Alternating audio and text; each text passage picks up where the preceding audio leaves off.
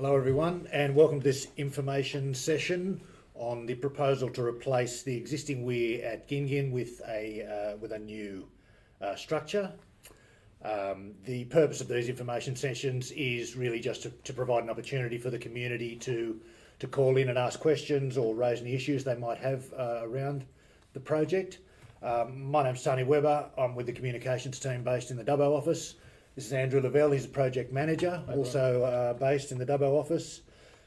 Before we go any further, I'd just like to acknowledge the traditional custodians of the land where this broadcast takes place and pay respects to elders past and present, not only in this immediate area but to all the areas where this broadcast is being received. As I said earlier, the purpose is really to give people the opportunity to raise issues. It's been quite a high profile project, certainly a lot of community interest. That's why Water New South Wales has taken the step. Ordinarily, in non-COVID circumstances, we would have had public meetings and public information sessions and all manner of face-to-face briefings, as we typically do. In the interests of public safety and the safety of our personnel, we've opted for this online opportunity, which has worked well. This is the fourth of the online information sessions that we've had. In all, probably in excess of 100 people have dialed in. Numbers sort of dwindling now that this is the fourth one, but certainly a lot of interest, and we certainly appreciate the effort people have gone to raise issues and dial in and sit through the presentation.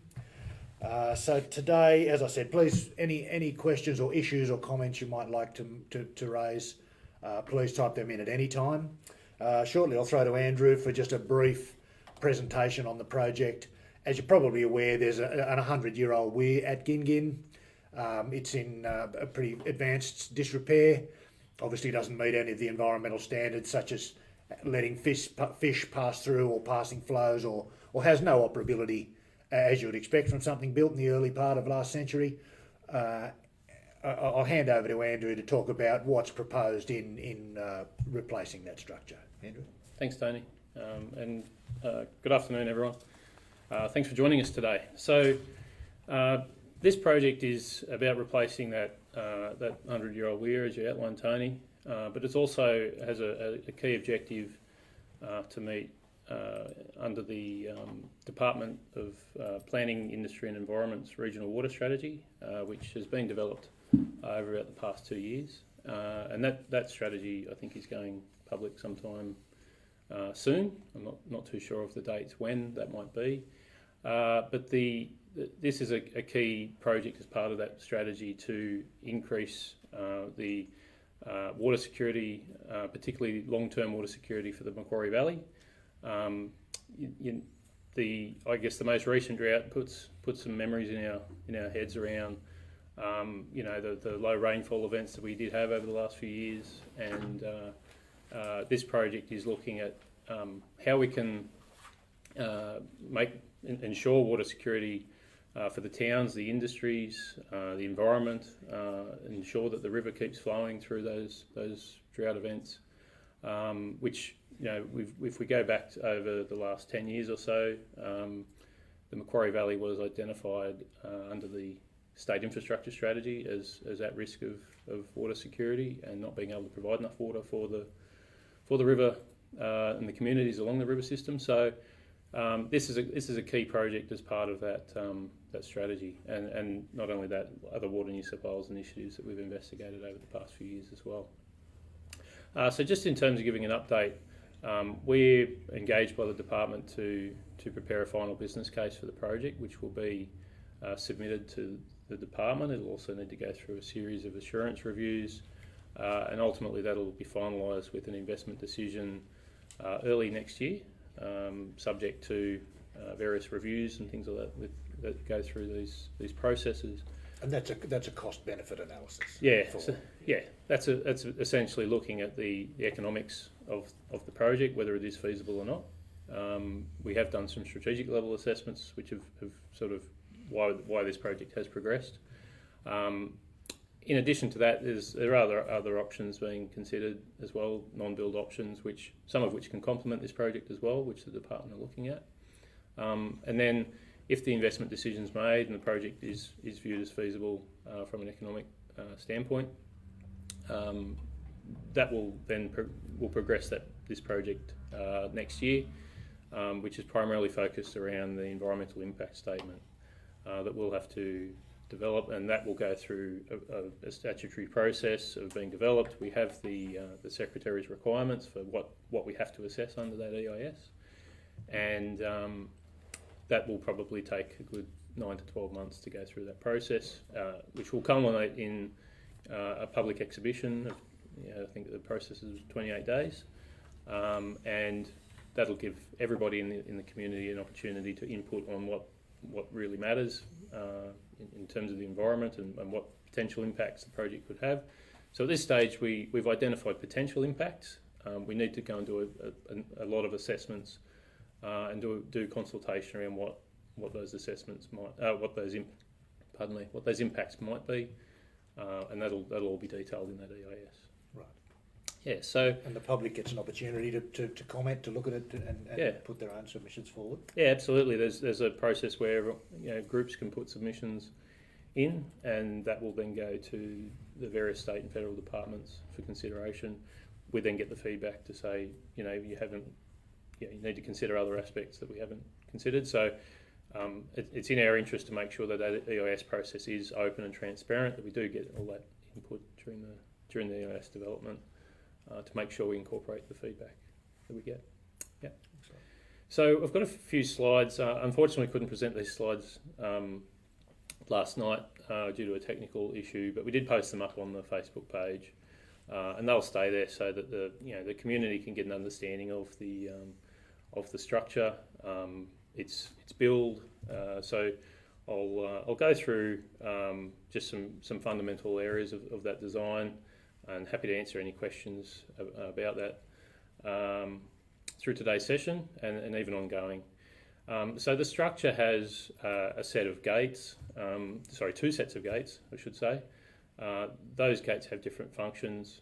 So if we're looking at I'll just turn over here, looking at the overshot gates, which is in the middle section of the structure, those gates are basically to regulate the flows through the system, sort of similar to the way weirs work at the moment. And there's a series of large gates there which are for flood management. When we get those large flows through the Macquarie system, those large gates can pull up out of the water, can let the tributary flows and the flood events pass through, and then those flows will still continue down the lower end of the Macquarie system as they do what happens today and what has happened for a fairly considerable period of time. As the Gingin Weir's been there about 120 years, so that'll continue. There is a fishway.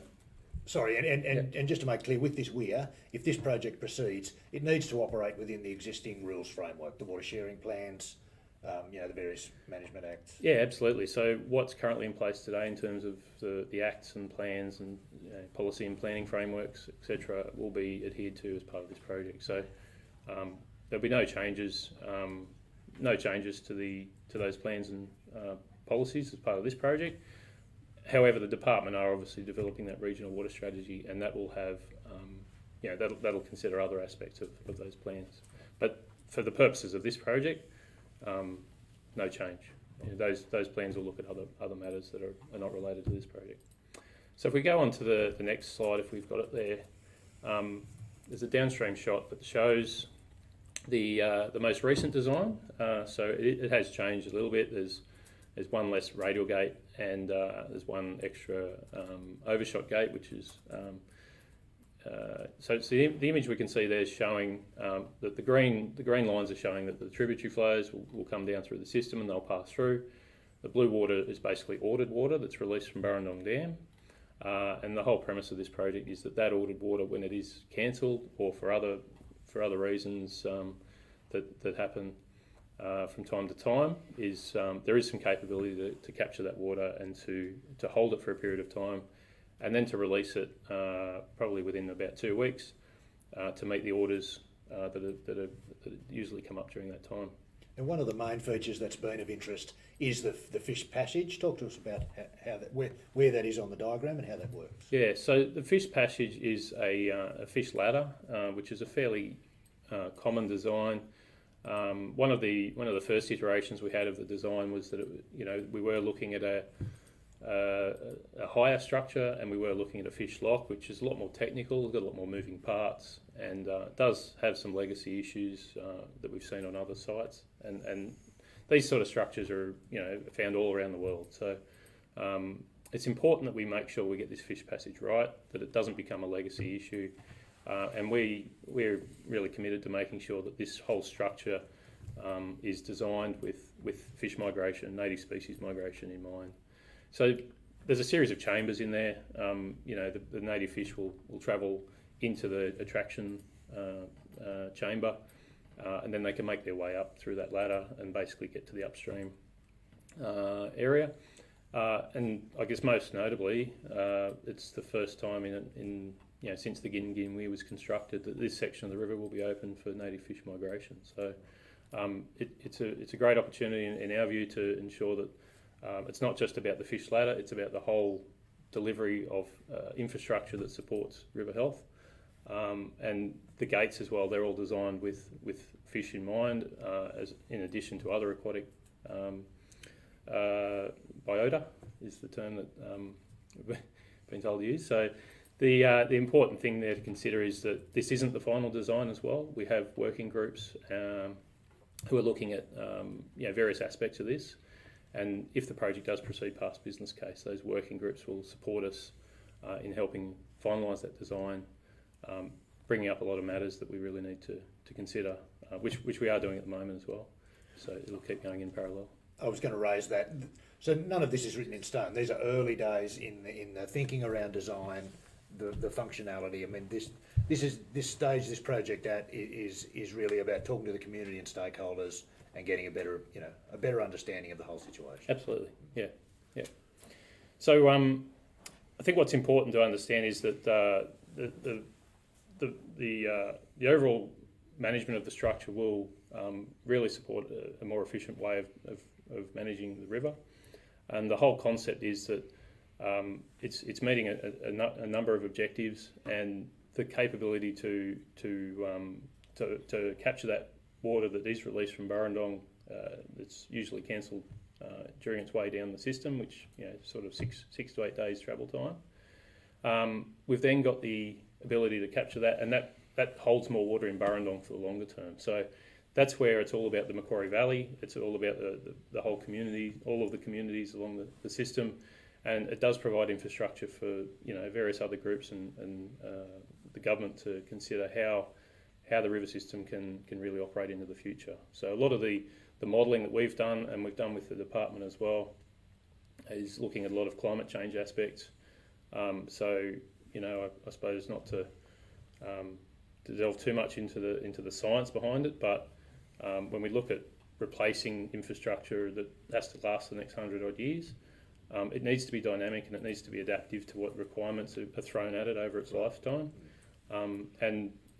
Science might indicate that we have more droughts, more frequent droughts, higher floods. So the peak of those floods could be higher. So all of the design of those future requirements are all built into this structure to make sure it is a fit for purpose future piece of infrastructure for us.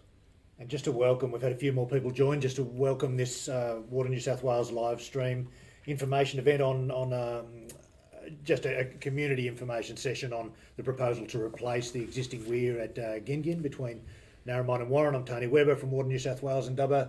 This is Andrew Lavelle, he's our project manager. Now we encourage you, as we did our early participants, to write any questions or raise any issues you might like to discuss direct with Andrew as project manager. Yeah, we've got a few questions, I think. So last night we sort of caught up on a few of the questions that were asked last week that we didn't get a chance to. The first two sessions were fairly filled up in terms of the time frame, but our team have sort of sifted through some of the questions that were missed last night. So I might just read them out and give some responses to them. So I guess first up from Tony Murray-Smith. As a recognised New South Wales National Parks and Wildlife Reserve, will there be a broader consultation with the New South Wales public, given that National Parks and Wildlife Service is the government agency entrusted to manage and conserve protected areas? including natural government, Aboriginal culture and built heritage. So absolutely, the process for the consultation as part of the EIS will involve the public. There's always opportunities for the public to raise issues with us, just generally, either Facebook comments or send us an email. So we're absolutely committed to making sure that we are engaging also with National Parks and Wildlife. They sit on a couple of the groups that we have consulted with in terms of sort of panels and groups, interagency groups, I think is the best way to describe them. But also as part of that process going forward, we'll be consulting with National Parks and Wildlife Services as well. Mel Gray's asked a question. The current weir does not facilitate the extraction of planned environmental water. The new dam does. So I guess our response to that, Mel, is this is a new weir, not a new dam, but the facilitation of extraction of planned environmental water is not an objective of this project either. We're not planning on extracting water that's released for the environment. That will still be maintained as it currently is today. So this infrastructure doesn't change the way that we operate the river system overall. Jennifer N has asked a question. Responses to some questions this evening, so last night, have been obfuscating. Specifically Mel Gray's question about the water volumes available and withheld as cabinet and confidence information. So I guess just to answer that question, I believe that was in response to the available volumes of water that could be, or what are cancelled orders. So we went back and fact-checked a few things last night. That question, I guess, generally was asked to the Minister, and there is a response available that we'll post up. So generally speaking, we're looking at an average, a 10-year average over the last decade or so of around about 14 gigalitres of water that is cancelled. And these are all sort of sequential events that happen at various times of the year. So there could be 1 to 2 gigalitres, in events. Obviously, the last few years there have been very few of them. In wetter years, there's a higher frequency of them. So this is water that's released from Burrendong Dam and is then cancelled. The order's cancelled. In transit. In transit, yep. And this structure will capture that water and hold it for a period of time. If I guess it was to intersect with environmental water that's flowing through the tributaries, coming into the river system as well. There's measurements that we'll take, hydrometrics stations that we'll have in the system to be able to measure the water. So that tributary flow will pass through, and the cancelled order water, the operational surplus as we've termed it, will be regulated with the new weir. So that gives us an opportunity to sustain the releases from Burrendong to make sure we keep more water in the headworks for a longer period of time, and ultimately that's the benefit that the project provides. So that 14 gigalitre per annum figure, it can be higher in some years and it can be lower in others. That's the information we've got. So we weren't sure whether the government wanted to release that, but that's the response that's been provided, so we've checked that. And we can calculate that flow with the gauges and the monitoring equipment that we've got in the river to understand that if there's 10 gig of tributary flow and there's 20 gig of cancelled irrigation order, we just release the 10 and temporarily hold the irrigation 20. Yeah, well, usually we don't get 20 gigalitres of cancelled orders. Yeah. If we were to sort of maybe use it... Megalitres. Yeah. Yeah, okay. So if we went with... But that's the principle, isn't it? That's the principle, yeah. So the 10 gigalitres would pass through. Say if it was 1 to 2 gigalitres of cancelled orders, we would hold that 1 to 2 gigalitres in the system and then release it. But ultimately that provides that 1 to 2 gigalitres to be held back in Burrendong as well. So when we go back to the start of February this year, Burrendong was at 1.5%. All those incremental volumes of water which could be held in Burrendong will, that's why we want to keep the river system flowing. That's why when we do get to droughts, we want to make sure that there is water available for communities. And that's the key outcome that we want out of this project. Because at the present time, any water that's released for orders, environmental or agriculture, has to come from Burrendong Dam, even at the height of summer, and so those evaporative losses are extreme. Yeah, there's potential with this. Go on. Yeah. Well, delivering water through the system is a complex process, and our water supply operations team are fairly intuitive with all of the river, the requirements of river management. I'm not. I'm project manager, my background. Nor I think that's evident already. That's right. So, yeah, look, it's important to understand that our river management, initially, if this project does proceed, it will adapt to how we can make those changes. And then it's all about making sure that, into the future we have the ability to withstand those droughts, and we don't have to get to points where we have to do emergency works, under stage 4 drought scenarios that we were presenting previously. And that's what it's really all about. It's about the long term water security.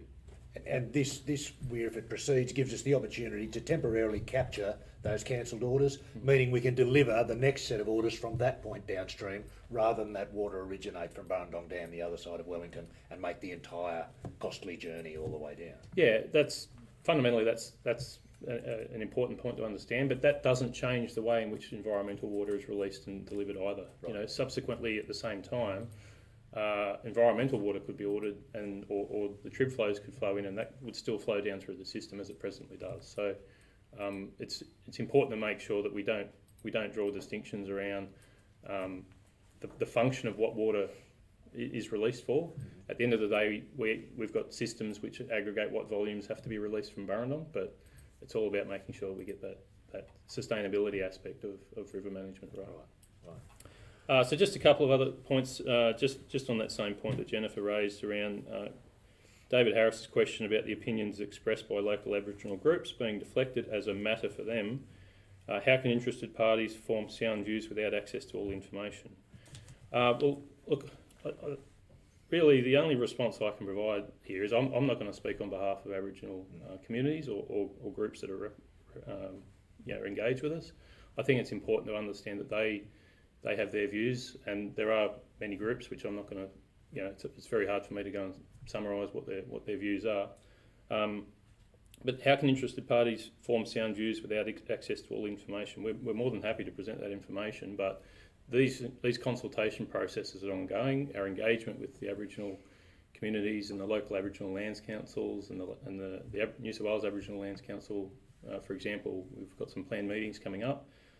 So that's an ongoing process, and I guess providing those Aboriginal Lands Councils the information to view this project is an important process that we need to go through there. So that's all forming as part of the assessments in the EIS, and that'll be a continuing process until we'll say at least this time next year if the project proceeds past business case. So a couple more quick ones. From Justine Bucknell, thank you for acknowledging that you're presently using tributary flows to fill irrigation requirements, as it is part of the water source. So you are backhandedly acknowledging that the weir will take water from the tributaries. Well, no, that's not what we're acknowledging here. Any water that enters the Macquarie regulated system under the water sharing plan is treated the same as whether it's released from Burrendong or not. So I guess to fill irrigation requirements is probably a very specific term to fill any user requirements. That could be town water supply downstream to the likes of Nyngan and Cobar. That can be supplied through tributary inflows. So the calculations and the distinctions around that through the system are reasonably well defined, but there's more. We're more than happy to have a further conversation or meet with Justine if she wants more information about that. So, and just one final question from Mel Gray: how much will the project cost? Well, that is cabinet sensitive information, and we can't release that information at this point in time. And is part of that to do with the likely future tender process? There's a range of matters. At the end of the day, we're the proponent to produce the business case on behalf of government.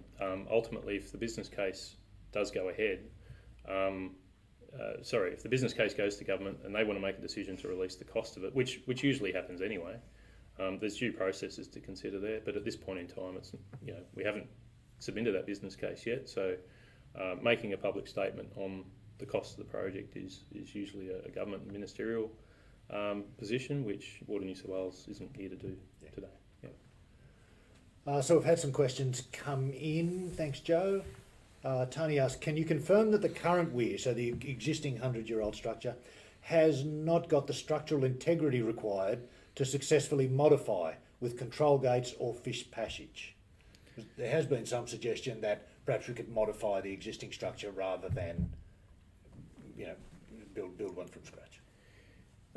Yeah, well, look, without having a full engineering report in front of me to summarise, I guess generally I can just give an off-the-cuff response for information purposes. That the current weir, using Water New South Wales and generally industry asset management standards, which are fairly contemporary, a weir of a concrete structure like that has a life of about 100 years. So considering it's at 120 years, it's well past its use by date. The current weir could not be modified to meet contemporary engineering standards today. So it doesn't have any steel reinforcement in it. It's a gravity concrete structure which is essentially used with riverstone. So the concrete grades back in those days, it's withstood 120 years of operation, but any work that we tried to do to it into the future, I'm sure that would probably create more issues than it would fix. So yeah, generally speaking, it's not fit for purpose to meet the needs of asset engineering standards, and putting a fishway on it could be probably achieved, but there's a lot to consider in terms of whether that investment would be a wise decision into the future, which I don't have any information on hand at the moment around that. Very good. Mark asks, how do I get more information on the processes of cancelled orders, plus accurate details, data on environmental water, water for town, city supplies, irrigation water, etc. So that'd be like a breakdown of entitlement across the valley, I guess? Yeah, sure. So Water New South Wales has provided some I guess a standard response in terms of what cancelled orders are. So cancelled orders are orders that are made through the system. Let's assume a farm downstream of Gingin orders a volume of water. It usually takes, let's assume, 6 to 8 days to travel down through the system. Let's say that there was a low chance of rainfall coming. Most cancelled orders are rainfall rejection orders, and there's certain specifics around the cancellation of these orders when rain does hit. So what can happen then is that the order can be cancelled, the account's then credited back with that water. And because it's making its way down the system, what currently happens is it's either the order's taken up elsewhere, or if it doesn't get taken up, it does end up down the bottom end of the system.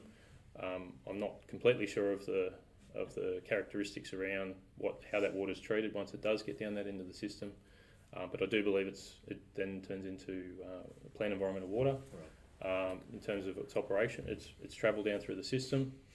But overall, that's what a cancelled order is from Water New South Wales perspective.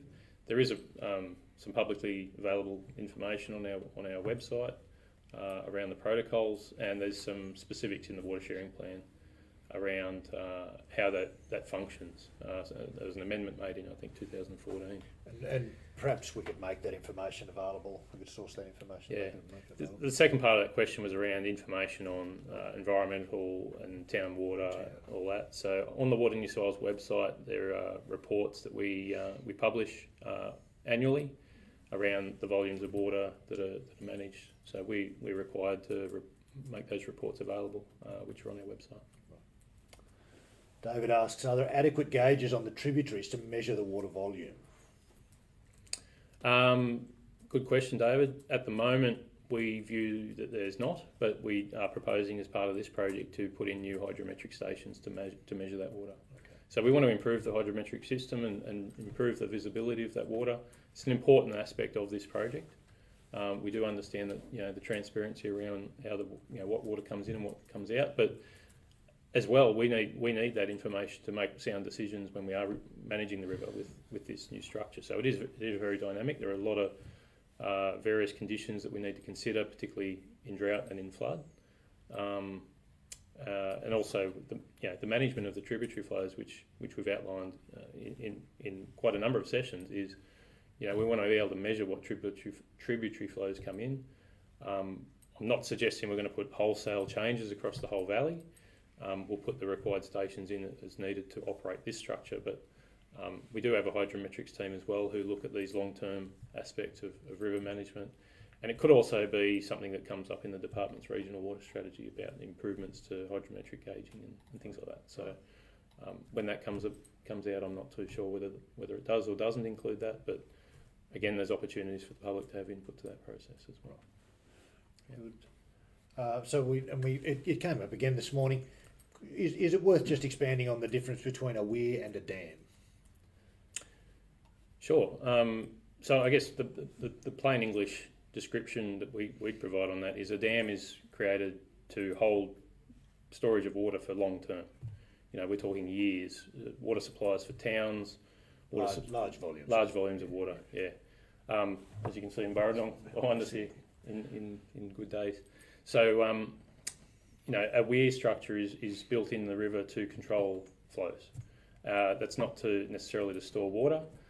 The views that we have on this structure are that it has the capability of storing a volume of water for a short period of time. We're sort of talking 2 weeks, possibly a little bit more. And what sort of volume, roughly speaking, obviously? Yeah, so compared to the current structure, we're proposing an additional storage of 4 gigalitres, which would mean a total volume of around about 6 gigalitres. So that's not a high volume of water. It'll stretch right back up through the river system. It's all held within the banks, but it won't function like a conventional weir that we have all in a number of areas across the state. Most of those weirs are built to hold a weir pool for months upon months to provide water flow down creeks and canals and other systems built for transfer of water. This is really just a storage, a mid-system storage that gives us the capability in the Macquarie, the same as we have in other river valleys, to provide that function. Yeah. And so we talk about a 6 gigalitre figure for the weir, hypothetically, when Burrendong Dam behind us holds something like 1,200. That's right. And that's the difference in volume between. And it's really designed around those incremental, more frequent 1 to 2 gigalitre order cancellations that we have, that we're able to capture and hold for a period of time and then meet those orders into the future. As I've reiterated, all the environmental flows and that will still be made as they currently are today. Yeah. Rowan says, it seems that a large portion of the concern is that it is only going to be high security irrigators that will benefit from the new weir. What other industries / communities / environmental benefits are there? Okay, so if we look at the river system operation at the moment, high security licenses basically, they're for things like towns, critical industries. There are some high security licenses available for agricultural purposes. Those high security licenses probably would have no benefit overall from this project. Because except in extreme conditions, high security is as it sounds. You're almost guaranteed that water. That's right. So in the long term, it's when the dam gets down to the low percentages where high security really gets that benefit. When the allocations are made by the department, and those percentage allocations are all made through the water sharing plan. So it's the general security orders that are made and cancelled where we actually hold that water and hold it up in the dam. So that will actually benefit those. So it'll benefit the held environmental water and the general security. So general licenses. Security, just for the layman, fluctuates with water availability. Yeah. So you pay for an entitlement, but the water you might actually receive depends on how much is in the dam and the system generally. Yeah. So I guess that's really where the focus is on providing that benefit for the long term.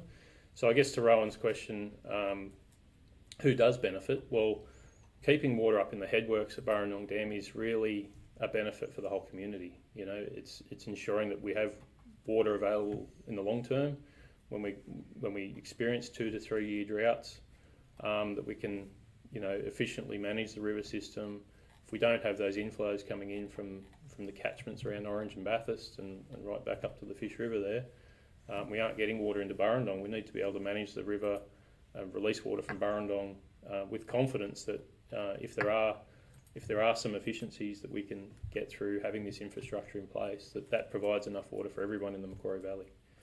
So particularly when we get to those drought scenarios, I guess the first one is, you know, making sure that all those towns do have the availability for water over successive years, but also to keep the river flowing. So if we look at the environmental benefits long term, you know, we do acknowledge that there are some impacts by creating the storage in the middle of the river system.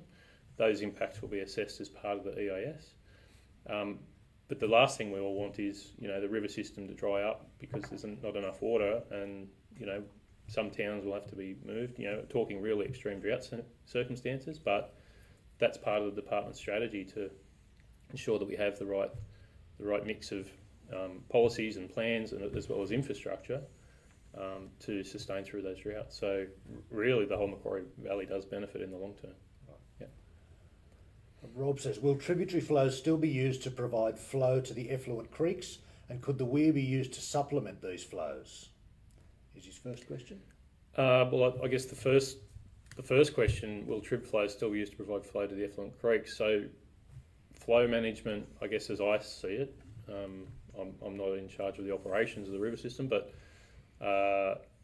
you know, nothing will really change from the operation of this structure initially. We have an operating requirements working group who will consider those sort of questions. So maybe that's something we can sort of feed into that group around how the management of effluent creeks is. We have met with some of the effluent creeks groups downstream. They've raised similar concerns, and they've also raised some concerns which are more relevant to the department's strategy around how water is managed to get to those effluent creeks. So having this infrastructure in place will enable the department to actually, you know, work on solutions of making sure that the water does get to where it needs to, you know, in the long term. Could the weir be used to supplement these flows? Well, I guess the answer to that is the weir is built around being adaptive to future requirements. Whatever requirements are made, whether they're environmental, whether they're providing water down through effluent creeks, it's probably not a decision for the project to make. It's more how can the infrastructure support future decision making that would be made by the department and with Water New South Wales as well. Right. The second question, can the weir be used to supply critical human needs downstream? Yeah, so that's one I guess long-term view that the project has, is that it's not one of the key objectives that was initially set of the project, but I think organically as the project's progressed in its design and through our consultation with the department, they've looked at a number of options which could be used to supply towns from this structure. It does have a minimum storage level of which is around about the same height as the current weir, and if that could supply towns into the future, particularly under, you know, those drought circumstances, that's where we do get a benefit in terms of water saving when delivering water for those. If we get those, I think we got to stage 3 under not under a town water supply restrictions, but stage 3 of our drought plan, the Water New South Wales drought plan, which is where we want to make sure we're absolutely making efficient use of water for those towns, so that we can keep supplying that water. And this weir can provide a great option to facilitate that into the future. So it is something we're working with the department on as well to consider. Right. Yeah. David asks, do rainfall rejections currently come out of the environmental bucket? No, I don't believe so, David. So rainfall rejections are water that is ordered and released from Burrendong Dam. So if we were to look at it in its simplest form, is that water is making its way down the river system for a purpose, whether that's generally speaking, that's usually to supply farms.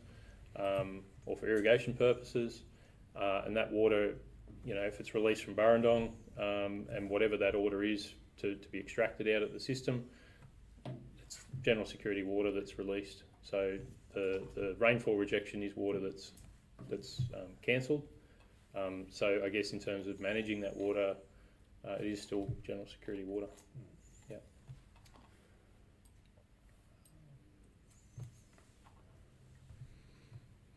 And how, so another question, why is replacing the damaged Gingin Weir with a proposed gated weir and fishway the preferred option? In summary, what were the other options that were considered? So how did we settle here as this project as the preferred option for further investigation? Yeah, okay, so this project was assessed by Water New South Wales under the Macquarie Valley State Infrastructure Strategy work. So out of the 2014 State Infrastructure Strategy, it was identified that the Macquarie was at risk of long-term water security. And Water New South Wales undertook a range of studies looking at options. I think there was around about 50 plus options that Water New South Wales considered. Anything from raising Burrendong Dam, looking at a range of pipelines, which I know local councils and a lot of other department agencies have looked at. So a whole range of options have been considered in the long term. We've actually fed those into the regional water strategy as well, so they're being assessed by the department under that strategy. But why is this replacing the damaged Gingin Weir a priority project? Is because it's considered to be a feasible long-term option to provide a fairly high benefit for the investment. So at that strategic level, the cost-benefit analysis was undertaken. And it's all about where the expenditure should go to provide the infrastructure into the future. So, bearing in mind there's other non-build options being considered by the department. Some of those can work with this structure in place. So there's capability for a lot of future benefit, both for supplying water to where it needs to go, but also for the environment long term. And considering there's an existing weir there, there's an existing weir pool there. And the operation of the structure is that it will only hold those volumes of water temporarily. Raising Burrendong Dam obviously has its own environmental aspects and impacts for the purposes of achieving the same outcome. I do believe it was a fairly costly option to look at. However, that's really where it arrived to, is it was a feasible option under that cost-benefit analysis. Yeah, right. So welcome if you've just joined us. My name's Tony Webber. I'm from Water New South Wales. This is Andrew Lavelle. He's the project manager from Water New South Wales for the proposed replacement of the existing weir at Gingin. Welcome along to this information session, the fourth session that we've held. Really, it's a COVID measure to make sure that we can still interact with the community and give you an opportunity to ask questions and raise issues about the proposed project. Without us having to mingle too closely. Another question: how the project is part of a long-term strategy to improving drought resilience for local communities? Yeah. So when we look at what long-term long-term strategies to improve drought resilience, well, it's important to understand that off the back of this project. We started working on it before the onset of the most recent drought. It has been an option that's been considered for the operation on the Macquarie system for, I think, a couple of decades. Right.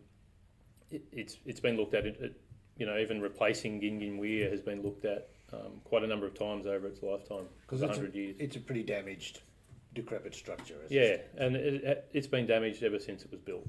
I think it was in the early 1900s, not long after it was constructed, that I think unfortunately due to some floodwaters that came down, the top crest of the weir toppled over, which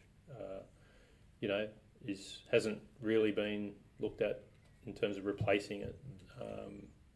It's been looked at in terms of concepts, but nothing's really progressed. So this is a real opportunity with now, I think there's some evidence that the climate change is going to happen.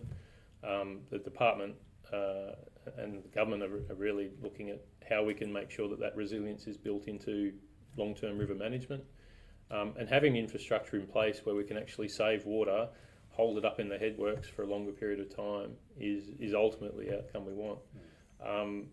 There was some points raised, I think, in last night's session around sustainability. So it's important that sustainability is considered in all options, and the decision-making process around identifying feasible options to increase long-term water security without having an environmental impact. So it's important to look at these infrastructure options. We've identified that there is potential for some environmental impacts. We don't have a full outline of what those impacts could be, and that's where the EIS really needs to be promoted, to say that process, all those assessments that we're looking to undertake if the project proceeds next year, we'll do a extremely detailed assessment of what those impacts are, and then that'll be presented to groups. There'll be consultation, there'll be public exhibition of the EIS to outline what those impacts are, and then ultimately that decision around whether the project proceeds from an environmental planning perspective will sit with the various ministers at state and federal level to proceed. So it's really about identifying an option that can give us sustainability into the future. We acknowledge that the Macquarie has a high agricultural, the water used for agriculture in the Macquarie Valley gives us a very good economic standing. So I think Matt Hanson made the point last night about meeting that sustainability, about ensuring that the communities can still thrive through that economic stimulus that the agriculture does provide us, but also we're doing our best to ensure that can be done with the environment in mind, and not only that, but offsetting those impacts, mitigating those impacts as much as possible. Yeah. Great. David asks, the river died downstream of Warren last summer because the water was managed badly. Will this weir help, or do we have to change the rules? For example, planning to leave some water in the dam. That's a very good point, David, and that's a very good question. I think generally you've hit the nail on the head. It's about ensuring that we have appropriate policies and plans in place to manage the river. Perhaps not the conclusion that it was managed badly. I don't think you're referring to that. Well, I'm outlining that, yes, I acknowledge that the river downstream of Warren was cut off. Cut off as a drought measure. As a drought measure, yeah. So water is managed according to the various plans and policies which are set. Allocations are made for who gets what of the water, and if those allocations aren't correct, that can have some dire circumstances. So, I'm sure we all recognise that management of water is an important aspect of any project, of any system. But I guess focusing on this project it's ensuring that we've got the infrastructure in place to manage water better and to deliver it where it needs to go, provide the data back, to make sound decisions, and knowing that we've got the capability to efficiently deliver that water is important for the long-term health. So I don't have enough information to understand how the river was managed to answer that specific area of the question. We're not river operations. We're not river operations. Yes, this is about the project. Yeah, not involved in policy and planning, but this infrastructure will have the capability to make those policy and planning decisions around how the water can be managed, and that's where we believe it's an important focus to have on the long-term water security. I think it's important just to make 2 points about the good fortune we have as residents of the Macquarie Valley as far as water security goes. One is that we're served by Burrendong Dam, which not only is a very, very large storage and very, very huge catchment, very, very successful dam, it's also got a huge flood mitigation capacity, which a lot of dams or at least some dams don't. The other thing we've got working in our favour as far as water security goes is when it comes to river operations people, ours are some of the best in the country. So river operators in Water New South Wales are held in very, very high regard because of their experience. They're generally local people. They're exceptionally familiar. The operators in this valley are held in the highest esteem, and that's to our good fortune. Absolutely. Yep. Just getting down to the last few minutes, so if you've got a question, please send it through to us. Just providing an information live stream on the project proposal to replace the existing weir at Gingin with a 21st century equivalent. Another question: how stakeholder feedback? How has feedback from stakeholders already up to this point assisted us? So I think we've made comment in the past about some of our thinking around the volume or size of the weir pool, and the actual location of the weir itself was modified on the back of stakeholder engagement. Yeah, absolutely. So when we developed the strategic business case, I think we were looking at some desktop analysis was done around possible locations, and the sizing of those storages, and then modelling those outcomes sort of informed that business case. So that was where we had those range of options, and we've moved on in our planning and development of the design. We developed the concept design, which was 3 gigalitres more than what the current design is, which was a total of 9 gigalitre storage. When we did a lot of the assessments of what the environmental impacts are, we did acknowledge that it's a fairly large section of river that would have been inundated if it came down to having that storage in the river. But what we actually found was we presented the actual the data that we got out of our various systems, and presented that to particularly to state agency groups and the Department of Planning, Industry and Environment. A lot of the feedback they gave us and working with us on the project was, the real need is to capture those much lower volumes, because the frequency of the large volumes was probably not there. Right. So we went back and redesigned the weir to be 3 gigalitres smaller, but also to be more adaptive to that aquatic need to maintain that river health. So a lot of the gate designs, the fish ladder design, the large radial gates, possibly having the capability to reduce the actual river height to what it currently is. So those large gates could actually open up and maintain a natural river flow for certain times of the year, which we think is a real big advantage, given a lot of the concerns that have been raised on the project. So we've taken all that on board into the design, and I guess that's not a final design yet. As the project proceeds, if the project proceeds next year post business case, we want to continue that process and make sure we keep taking stakeholder feedback on. And that's what today's all about, and that's what the previous 3 sessions are about. And that, I think, if there's a message to come out of today, is that our consultation doesn't stop here by any means. We're really eager to keep engaging with the community, with stakeholders, with interest groups.